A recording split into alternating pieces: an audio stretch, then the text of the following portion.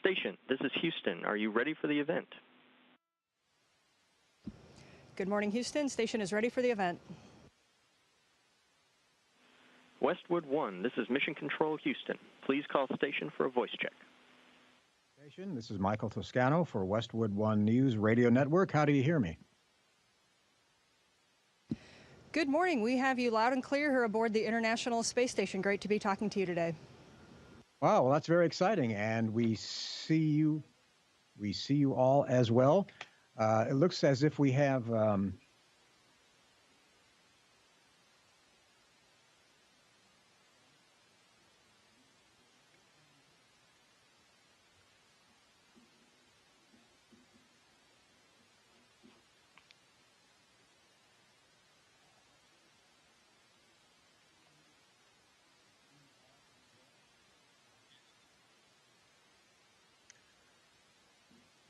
all right. Well, good morning, everyone. And we can see in the front row, we appear to have Army Colonel Anne C. McClain. You are from Spokane, Washington. And to your left is Christina Hammock Cook from Grand Rapids, Michigan.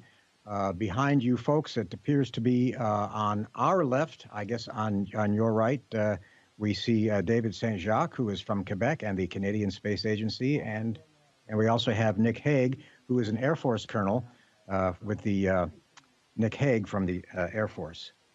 All right, we have some questions that we'd like to get to this morning. And by the way, we just want to thank you for taking out your time going around the Earth to be able to talk with us this morning.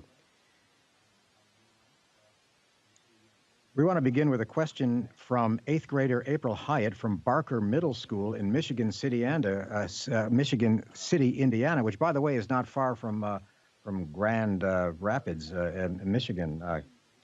Astronaut Cook.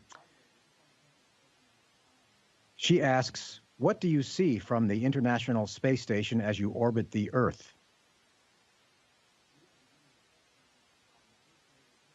That's a great question, because that's really one of the most impressive things about living up in space. You know, I'll never forget the moment after our rocket engine cut off and we got into orbit around the Earth. It was nighttime, and we had that first view, that view from space. It was orbital sunrise. We could see the limb of the Earth, you know, like a rainbow array of colors from red to orange, and then this incredible blue, this glowing blue that surrounds our beautiful planet. And to this day, every day is the same view, but it never gets old. Wake up in the morning, open the window shutters of the cupola, and look out to beautiful planet Earth. And you can see that she's alive. She's breathing. You can see the currents. You can see the clouds. You can see the beautiful glow of the atmosphere. And it's a never-ending kind of display of colors and shapes. And it's endearing. It is an amazing sight. All right, well, one of the things that we want to talk to you about is there's a lot of attention, of course, right now because of the 50th anniversary of the Apollo 11 moon landing. So we're wondering, how did that moment back in 1969 bring us to this moment 50 years later? Was it confidence or was it science? What was it? How do we get from there to here? Well, I think the things that sparked back in the 1960s was the spirit of innovation and the willingness to try to achieve something that is a really bold and seemingly unachievable goal, but to go toward it fearlessly. And that spirit continues to live on in NASA and in our country today. You see the fruits of the labor back in the 1960s. We're doing that today here on the International Space Station, and we've embraced this international and global cooperation where we're working together side by side, continuing to push those boundaries and try to do things that are seemingly unimaginable. And we're going to continue to do that in the future as we push back toward the moon and onto Mars.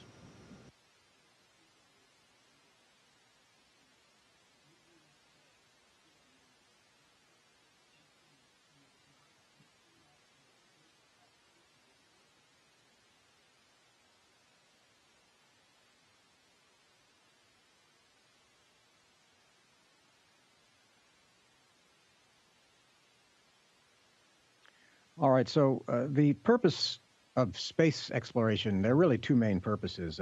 Humans have to explore, that is our nature, and we also like to accumulate knowledge. So in recent decades, it seemed more cost-effective to send machines and not humans into space. So that's given us some breathtaking leaps of knowledge. But is the pendulum now swinging back toward human exploration, do you think? I think it's an interesting time because really the mission often is what dictates the best way to accomplish the goals of the mission. So for example, when we're looking to outer planets or to Mars to kind of do recon on what that would involve for humans to eventually explore that space, oftentimes robotic missions do make the most sense. But when we're talking about putting boots on the ground and actually doing in situ research where the adaptability of a human mind and knowing what we're looking for is most advantageous, then I think you see human missions kind of really coming into focus. We're in an interesting time right now because we've spent a lot of time doing the background research with robotic missions on planets like Mars. And now we're kind of coming into our own in terms of the technology enabling human exploration of those spaces. So I really see us entering into an era of merging those technologies, having robotic augmented human missions so that we can really maximize the effect of our exploration. So is what you were just saying, is that because of advances in these cost-effective launches made by commercial companies? Is that leading us down that direction? Or is there something in the national mood that is just calling us out to challenge and unite, and maybe that's what's inspiring all this?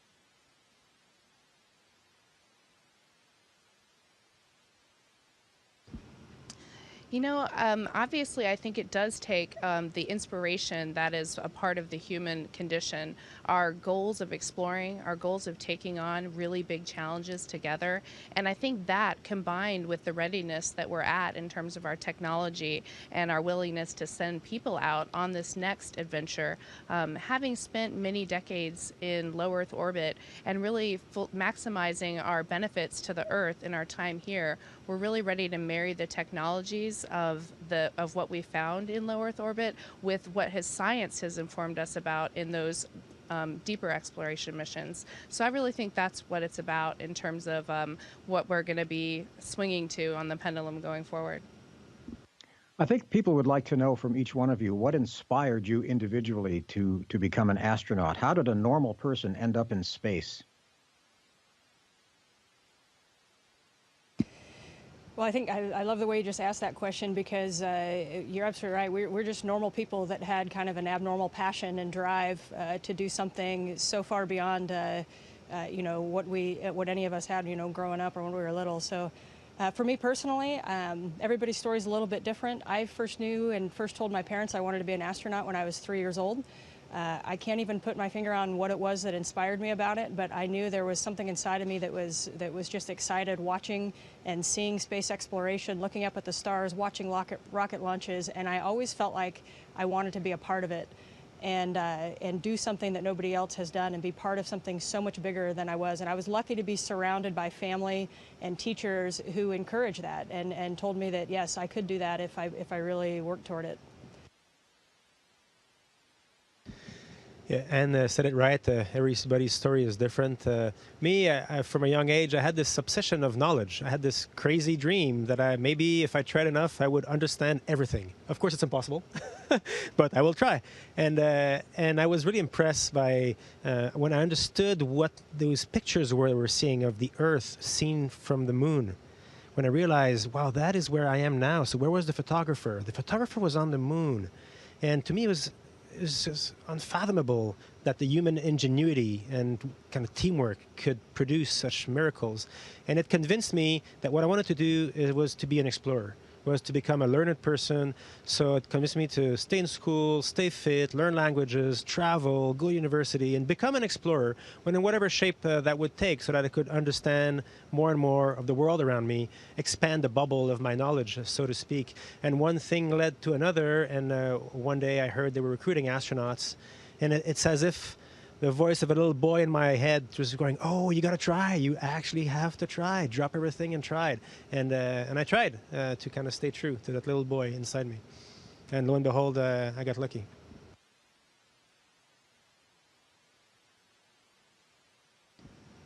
You know, I think that Anne and David have said it better than I can probably say it. But the one thing I want to pull out of what David said was that the miracle happens because of teamwork, and that is so true. And I think that that's something that, as I realized as I grew up, that I really enjoyed being part of teams that work on complicated problems that are really hard engineering problems, small teams where you work together in kind of pressure situations in order to try to deliver some kind of result and reach your goal. And this is just a great example of a pinnacle of one of those team sports. There's a small group up here. We live together. We work together. There's a massive team on the ground of tens of thousands of people that are supporting us every day. And together, we're making this miracle of human exploration for space possible. So none of you were here on Earth, or in space for that matter, when President Kennedy made his call to go to the moon, to do it because it was hard. And it was a call that galvanized American public opinion around the space program. Of course, there was also the space race with the Russians, which helped get NASA the support that it needed from the public and from Congress. Are there any echoes of that call from President Kennedy that is still echoing and that you still feel all this time later? Absolutely. We feel the echo of that call every single day that we're here. We're accepting the greater challenge every day, and we're doing what we do because collectively it is a challenge and it is hard. And when we achieve things that are hard and difficult, it brings more fulfillment than if we chose the easy path. So on a day-to-day basis, that's something that drives us. It's also something that drives NASA. When we think about all the different ways that we could devote our country and even our world's resources, the idea of exploring space is so appealing because it goes to the nature of us as humans, as explorers, and also because it teaches us that if we unite, we can achieve great things. So what happens up there? A couple of you have been on board for quite some time, and I believe you've cohabitated there with some Russian cosmonauts. Do you guys talk politics? And if so, when you're looking down upon the Earth and you don't see the boundaries between nations, does all that go away? Is there a lesson for those of us who are down here? That's a great question because we have been fortunate. One of the things I love about being part of the space program is that every day we work with people from all over the world, all different countries and all different backgrounds. It's very diverse, and we are all molded together with the dream of exploration. And what's really neat about that is our day-to-day lives, we are more focused on our similarities, which we have far more of than any of our differences. And I think when we kind of each sit in our own countries and read or watch the news about other countries, it's easy to only see our differences. But we have the unique perspective of spending time with just other human beings and realizing how similar we really are. People across the world, I think the vast majority of people wake up in the morning and try to do the right thing. And so, personally, I choose to let my friendships inform my politics and not the other way around, not politics inform those friendships. And so I hope that's one of the many things that I take from this experience of spaceflight is hopefully to share with people, like, look what we can achieve when we work together, when we focus on our similarities, when we focus on the greater good, and we focus on that human drive to explore. There are a couple of things that everybody always wants to know when they hear from you folks in space. One is, what do you miss about being on Earth? And is it accurate that you sleep attached to the wall because you are weightless? What's that like? So I don't want to take up too much time with that, but if you could quickly just go through those two questions. What do you miss about being off the Earth? And do you sleep attached to a wall? And what is that like? So the first question, what we miss about Earth is probably all different, but I can tell you one thing we probably all have in common is just people. Most of us would probably stay up here forever if our friends could come and visit. So missing friends and family is definitely the biggest thing up here that we do without. And as far as the second one, yes, we sleep tethered to a wall. Otherwise, if I didn't tether myself to a wall, these guys would probably make me wake up on another part of space station. I'd be a little confused in the morning. But it's actually really comfortable. You never wake up with hot spots or with a neck crick or, with a sore shoulder. So the sleeping up here is pretty good. Everybody agree with that the sleeping is pretty good? It's amazing. Some of the best sleep I've ever had. So if you got a sore back, it's a great prescription to get a space flight. All right, we have a question from 8th grader Riley Palm. She's from Barker Middle School in Michigan City, Indiana, the science class there. And her question is, in 20 years from now, I'm going to be 34 years old. What do you think space travel will be like in 2049? I guess she wants to become an astronaut, wants to know what to look forward to. Aha, let us get our crystal ball out.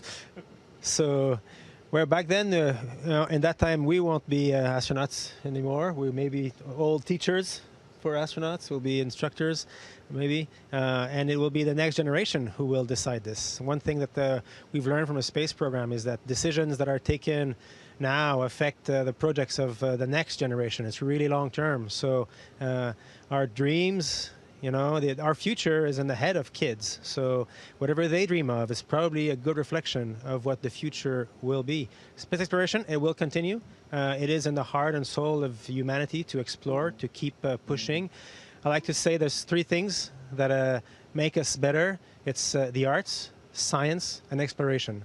And that's what we do. Once we've done everything that has to be done, healthcare, education, security, all that, employment, industry, once we got the bases covered, with these three things, we build civilization, science, and arts and exploration. It really is what pushes us forward. And so this is here to stay because humans are here to stay. What about the legacy of Armstrong, Collins, and Aldrin? Do you ever think about that and how you might also be you're in the line following them? Even to be considered in the same line as the gentleman you just mentioned is pretty humbling, I think, to all of us. And we certainly stand on the shoulders of giants. And the best that we can do is take the baton for this relatively small portion of time that we've been trusted with it, and move this program forward and hand it on to the next generation to continue exploration. I think what really drives everybody toward exploration is different for each person. Some people are focused on the sciences. Some people want to know, how did life start? What is the Earth's position in the universe? Some people, are focused on the engineering. How do we make the big engines go? And so, we're always going to continue exploring and moving forward. And at certain times in history, like when Armstrong, Collins, and Aldrin took that first flight that ended up with boots on the lunar surface, they appear as giant leaps. And as Neil Armstrong said it so well, it was one step for him and a giant leap for mankind. And I expect that we are going to have more moments like that in the future.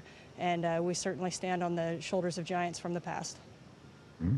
Big space boots to step into. In the few seconds that we have left, is there any message that you folks have for the people of Earth?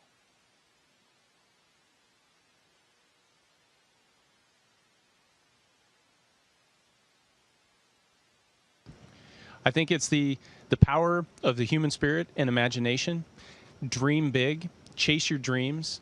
It may not be easy, but if you are persistent and committed, you can overcome those challenges and achieve those dreams and make them come true.